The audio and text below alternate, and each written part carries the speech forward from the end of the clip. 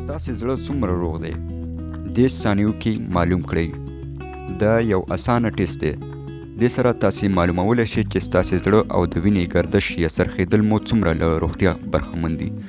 د زړه حمله یا هرټ اټیک یو داسې ناروغي ده چې که په کوم ناروغ د زړه حمله راشي او هغه ته عاجل طبي مرسته ونه رسول شي، نو هغه خپل ژوند له لاسه ورکولی شي.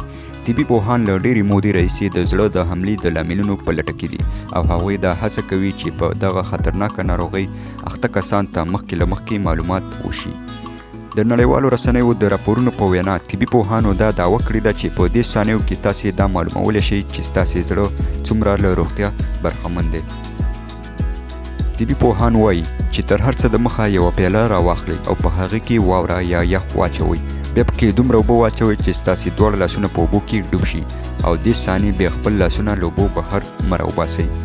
د وخت تېرېدو سره د یو وخت په لالچ کې مه پرېوځئ، ځکه دغه مهال به تاسو ته دا اندازه وشي چې کله ستاسې یخني کېږي نو ستاسو بدن څه غبرګون ښکاره کوي.